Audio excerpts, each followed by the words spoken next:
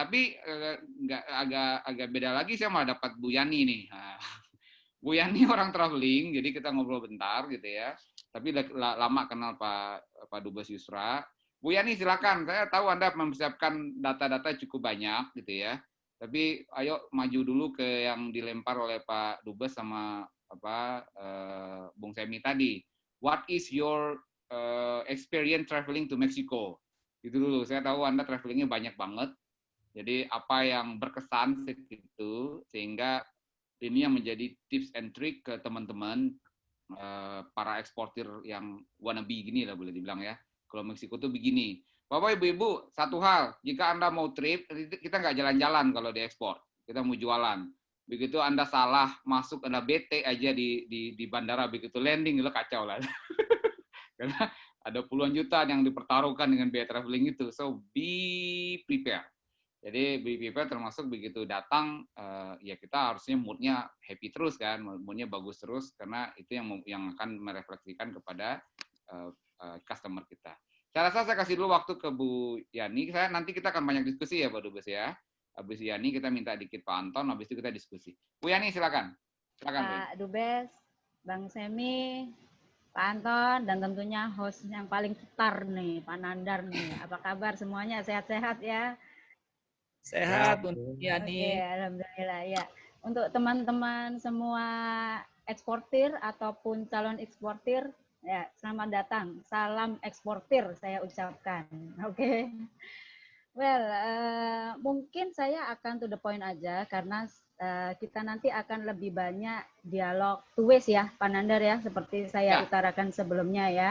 Jadi itu mungkin akan lebih banyak input-input apa yang bisa kita sharing bersama lah. Bukan dalam artian dalam forum ini saya paling mengerti Meksiko nih, bukan. Terus terang aja satu hal yang menarik adalah mungkin teman-teman eksportir semua ini, pengusaha semua ini bertanya, kenapa sih kok Meksiko? Ya kan?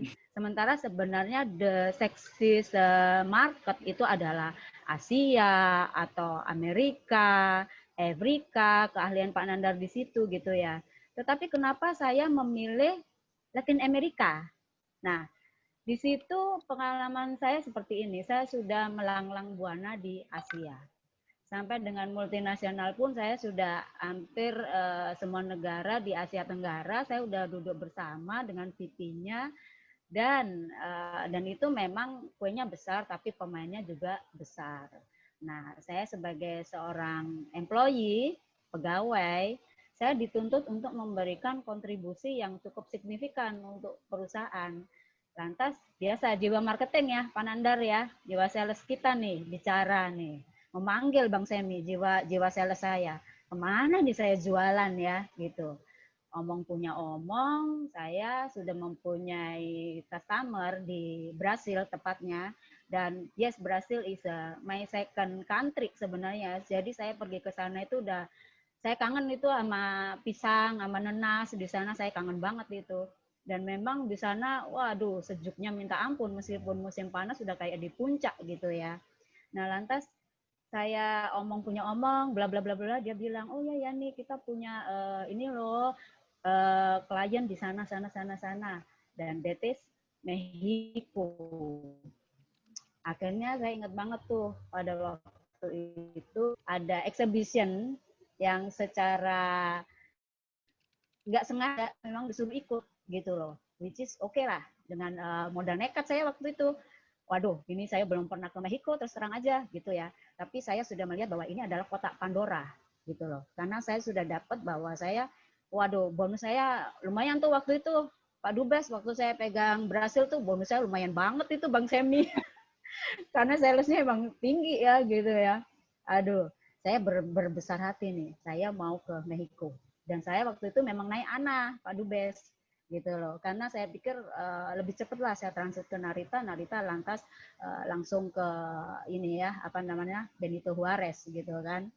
Nah lantas dari sana datang, oke, biasa saya survei market, and that the point is ini surprising sekali karena apa? Ini kenapa kok warna-warnanya so wonderful? colorful. Loh, ini sama kayak ibaratnya saya kayak di kampung saya sendiri nih, warnanya merah yang wow, merah cetar Bang Semi. Kuning cetar seperti itu. Waduh, dan mereka very welcome. Saya sangat kaget waktu itu. Mereka melihat saya itu seperti melihat, saya nggak tahu ya, am I too beautiful atau too ugly? Saya nggak tahu itu Pak Dubes waktu itu. Kenapa kok mereka melihat kayaknya saya orang aneh gitu loh. Tapi di sana saya menemui banyak orang Jepang gitu loh. Jadi saya memang kemana-mana saya banyak ketemu orang Jepang, orang China, apalagi orang India ya seperti itu.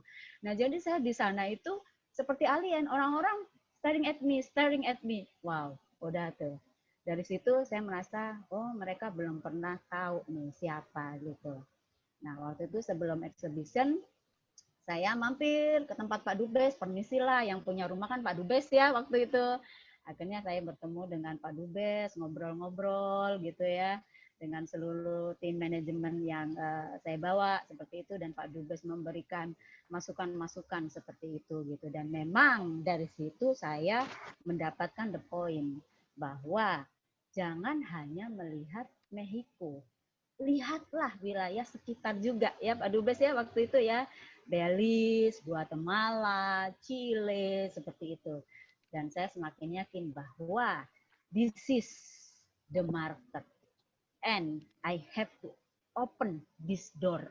Seperti itu. Meskipun di internal saya sendiri ditanyakan, kamu nggak salah ya nih, itu negara antah berantah yang orang itu nggak melihat gitu loh. Tapi saya confident.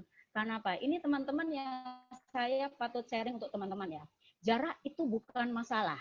Nomor satu, jarak bukan masalah.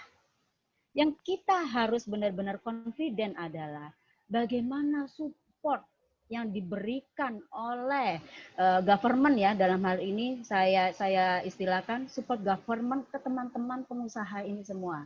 Dan saya terima kasih banyak ke Pak Dubes, sampai dengan saat ini ke rekan-rekan ITPC, they are very support. Saya kalau ke sana Bang Semi, sarapannya apa? Kue pisang. Kue pisang gitu. Dan tahu nggak, di sana tuh budaya timurnya masih kuat banget. Saya selalu dibilang, ya nih jangan stay di hotel, stay aja di rumah saya. So you feel like coming home gitu loh. Gitu loh. Jadi saya sempat dalam satu tahun itu saya 2 kali terbang ke Meksiko. Sementara tahu sendiri, 2 kali terbang ke Meksiko dalam waktu 1 tahun. 2 kali terbang. Sampai ya nih, sorry saya potong. Yang dijual apa dulu? Oke, yang dijual apa dulu nih? Sebenarnya ini saya jual pertama kali adalah untuk produk B2B. Waktu itu B2B. Pak Dubes tahu pasti gitu ya, B2B. Dan saya juga sekarang juga udah jalan B2C gitu loh. Karena itu saya mencoba empowering teman-teman semuanya di sini. Karena saya lihat dari listnya itu adalah teman-teman banyak yang B2C ya gitu loh. Nah, oke, saya in short, saya hendak mengatakan nomor 1 kata kunci apa yang kita bisa masuk ke Meksiko secara instan itu adalah untuk produk B2B. Apa itu produk B2B? Produk fashionnya Bang Semi itu udah pasti. Itu tidak perlu izin Kokopris atau BP POM di sana ya, gitu loh. Lantas untuk packaging, mungkin di forum ini ada dari packaging sektor boleh tuh, gitu loh. Nah, lantas apalagi? Kalau otomotif kita pisahin ya, karena otomotif memang yang bermain adalah itu, kita nggak usah dibilang lah itu, gitu loh. Di sana memang pusatnya ya, seperti itu. Jadi untuk B2B itu banyak sekali opportunity. Dan waktu itu saya ada di exhibition di Santa Fe ya, Pak Dubes ya, waktu itu ya. Di Santa Fe, dan saya adalah booth satu-satunya dari Asia Tenggara. Dan dengan wajah alien saya ini, gitu ya, cukup menarik buat mereka, gitu loh. Ini siapa, gitu. Sampai saya juga nggak predik bahwa, wow, visitornya segini banyak ya. Dan waktu itu teman-teman apa yang mereka lontarkan? Oh, you kan from Jakarta? Where is Jakarta? Bali? Wow, again, Bali yang dibilang sama mereka. Mereka nggak ngerti gitu loh. kita sampai gini, waduh, ini saya harus ngenalin lebih banyak lagi nih Jakarta, Indonesia. Dan mereka sangat surprise waktu itu membawa flexible packaging. Flexible packaging waktu itu memang pemainnya di sana adalah China, seperti itu ya, India. Dan mereka sempat bertanya waktu itu, Pak Dubes, oh kamu bisa ya buat ini ya? Oh, jadi mereka masih surprise gitu ya bahwa kita Indonesia, itu tadi yang Bang Semi sebenarnya katakan, kenapa sih gitu loh, kok belum ada exhibition yang ini. Ya mungkin ini nanti salah satu masukan, saya juga udah sering bicara di forum diskusi grup dengan teman-teman kementerian. Ayo dong, ini kita giatkan, jangan kalian itu hanya fokus Amerika, Asia. Latin Amerika ini masih banyak, ayo gitu loh. Saya yang pernah di situ berkecimpung dan sampai saat ini berkecimpung, saya nggak ada masalah. Yuk, apa sih kesulitannya, kita solve together gitu loh. Jadi ini memang satu PR saya pikir buat kita, dan ini mungkin setelah dari forum ini Pak Nandar nanti bisa memberikan insight ya ke departemen, apalagi ada staf ahli menteri nih, Bang Semi di sana, ya nggak Bang Semi? Jadi mungkin nanti dibuatkan seperti apa ya, yuk ini loh, bahwa kita market itu sudah ada di sana, hanya bagaimana cara pendekatan kita. Sebenarnya cara pendekatan juga nggak jauh beda gitu loh, karena saya waktu selling di sana ya seperti biasa yang Pak Dubes seperti utarakan tadi, bahwa kita itu sama sebenarnya, hanya bahasa kita berbeda gitu aja. Memang mereka Spanish, dan saya waktu itu benar-benar saya disupport oleh Pak Dubes, saya dikasih translator ya Pak Dubes ya, itu disediakan di booth gitu loh.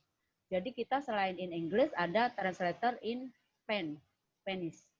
Jadi mereka yang mentranslate seperti itu. Tapi satu hal yang sangat menarik adalah pendekatan yang kita lakukan apa? Pendekatan yang kita lakukan adalah yang sepadan dengan culture mereka. Jadi waktu itu saya tahu Meksiko itu penggemar bola. Kebetulan saya juga penggemar bola, seperti itu. Jadi waktu itu ada produk yang saya tampilkan, fisiknya tuh berupa miniatur kaos bola. Dan namanya saya tulis tuh Ronaldo, seperti itu. Wah, mereka tertarik. Wah, give me that, give me that, give me that. Sampai sampel saya yang harusnya itu prototipe untuk customer yang serius, saya kasih. Akhirnya apa? Mereka happy gitu loh. Dan mereka dengan welcome sekali, mereka bilang, aduh ini dari Indonesia loh gini-gini, besok saya bawa ya manajer saya ke sini. Dan benar, besoknya manajernya datang ke tempat saya, talking, sampai sekarang pun masih berhubungan dengan saya. Jadi memang untuk pendekatan di sana, kata kuncinya adalah dekati dengan hati. Dekati dengan hati, dan yang sama di sana itu apa itu tadi, seperti warna, seperti apa. Jadi kita di mana kita menginjakkan kaki, budaya mereka itu gimana pun juga kita harus include-kan dalam produk jualan kita. Itu untuk pengalaman B2B saya. Oke. Nah, ini karena saya nanti lebih banyak menginginkan teman-teman untuk bertanya pada saya ya. Saya bercerita untuk yang produk B2C. Produk B2C apa nih yang saya bawa ke sana? Produk B2C yang saya bawa adalah produk spa, lantas LSS. Oke, LSS is good market, dan patut diketahui, dan saya pikir semua juga ada pada tahu ya, bahwa Purbalingga itu adalah pusat LSS in the world gitu loh. Jadi saya membawa LSS, saya membawa wig, dan mungkin Pak Nandar bisa di showing tuh foto-foto exhibition saya itu. Booth-nya saya itu selalu rame, tidak pernah sepi gitu loh. Jadi saya membawa itu bulu mata, saya membawa wig, saya membawa produk spa, which is saya membaca dari list di sini ada pengusaha spa itu good market di sana. Mereka mendekati saya, oke, the bottom ya. Jadi ini adalah waktu saya exhibition di sana. Wah, sangat ramai, setiap hari itu ramai pengunjung. Dan yang paling bawah sebelah kanan itu adalah pada saat saya membawa beauty product. Dan itu terus terang aja saya sampai kehabisan sampel, kehabisan barang juga. Akhirnya saya pulang, koper saya kosong, Pak.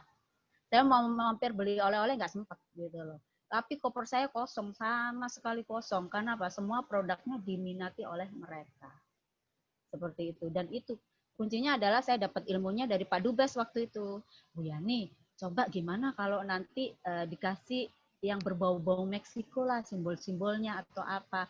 Dan itu terbukti, teman-teman. Itu terbukti sekali. Jadi pesan saya adalah jangan pernah takut, jarak bukan masalah. Kalau kita menghitung ongkos dagang, sama saja kok. Berapa sih freight ke Sama aja, shipment ke LA? Meksiko sama Nigeria sama. Sama. Berapa lama sih lead time dari LA juga ke Manzanillo? Sama. Biasa berapa pesawat, ongkos pesawat ke LA sama ke Mexico? Sama. Jadi jangan pernah ragu karena apa? Di sini teman-teman sudah mendapatkan semua expertise yang bicara tidak hanya berdasarkan data ya, tapi berdasarkan actual yang ditemui bahwa the door is open. Hanya bagaimana kita membawa produk kita ke sana. Nah itu kalau mungkin agak dikeatasin Pak Nandar, tolong sorry the picture. Yang di bawah sebelah kiri itu no. Oh, picture-nya ya. Paling bawah picture. Sebelah kiri itu adalah saya saat business matching dengan pengusaha-pengusaha di sana. Nah itu saya satu-satunya alien tuh dari Indonesia tuh. Alien banget itu. Sementara yang lain ya wajah-wajah sono begitu. Tapi apa? Mereka sangat antusias, mereka sangat interest, dan sampai sekarang pun ini barusan WA-nya masuk dari saya. Gak tahu ini minta apa lagi, ini minta harga mungkin. Jadi seperti itu. Jadi kata kuncinya adalah jangan pernah menyerah. Kalau orang Padang bilang nih, sekali layar terkembang, pantang surut ke belakang.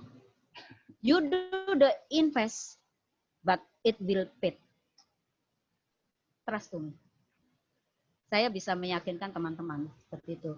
Tapi jangan berharap lantas, oke Bu Yani, sampel saya kirim sekarang, 3 bulan lagi ada PO. Nah ini uniknya, ini saya beri kata kunci lagi nih di sini. Dan ini saya dapatkan setelah saya jatuh bangun ibaratnya. Jadi di sana itu lucu. Kita kalau sampel, jadi kalau kita kirim sampel, itu jangan harap langsung diterima oleh consignee. Di sana itu harus melalui local agent dulu. Local agent baru nanti itu akan dilakukan clearance oleh mereka. Seperti itu. Jadi ya kembali, kalau kita hendak berbisnis di Mexico dan negara sekitar, kita harus mempunyai passion, kita harus be passion. Seperti itu. But the market is there.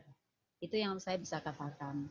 Jadi mungkin dengan sekilas gambaran dari saya berharap pertanyaan-pertanyaan yang justru nanti akan menghidupkan suasana ini ya, seperti itu. Karena kalau saya bicara data seperti itu, Bapak Ibu semua udah pada pintar nyari data di Google, gitu loh. Jadi kita nggak perlu bicara data, seperti itu saya pikir. Itu sih Pak Nandar yang bisa saya share. Terima kasih Pak Yani. Ya. Pak Anton, saya hold sebentar dari Pak Antonius ya, karena nih chatting room peserta udah heboh, bunyi-bunyi terus nih.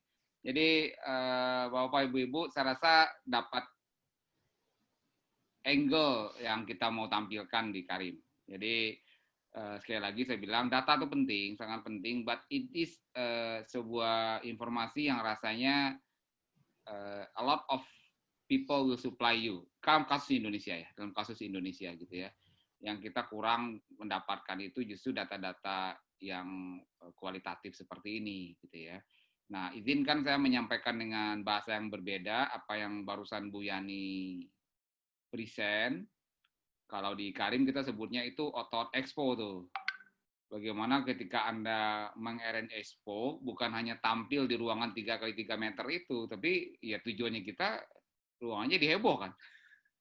Nah, pemilihan aksesoris waktu expo, pemilihan gift waktu Anda expo, apapun produk Anda gitu ya. Karena tujuan kita kan mendapat orang yang banyak dan sebenarnya bukan mendapatkan orang banyak, tujuan kita mendapatkan 5 atau mungkin cuma 3 buyer kan. Tapi statistiknya expo itu selalu agak ekstrim, 100 kartu nama mungkin buyer cuma 2 gitu. Tapi but you have to do it. Nah, itu ya betul nggak Bu Yani ya? Jadi Ketika Anda heboh di situ, kalau itu B2C, izin saya tambah dikit, karena tadi banyak pertanyaan B2C itu apa, B2B apa, saya rasa teman-teman silakan cek dulu. B2B itu kita supply dari perusahaan ke perusahaan. B2C itu kita supply dari perusahaan langsung ke market bebas, ke pasar bebas. Apa yang membedakan produknya bisa jadi sama. Kalau B2B, kalau B2C dulu, kalau B2C saya mendesain, saya misalnya punya kerupuk, desain packaging segala macam, saya pertimbangkan begitu ditaruh di Alfamart, Giant segala macam itu bisa diterima. Itu B2C. Saya mempertimbangkan color-nya segala macam. Kalau B2B, misalnya saya deal di situ, di sananya ada Bang Semi, saya tanya Bang Semi aja, "You mau kayak apa packagingnya gue bikinin?" Itu B2B. Jadi kita mensuplai ke perusahaan, ya. Pak Anton, hold dulu, Pak Anton, sebentar. Saya buka pertanyaan dulu sama audien ya. Pertama, Bro Ruli. Kang Ruli ada siap?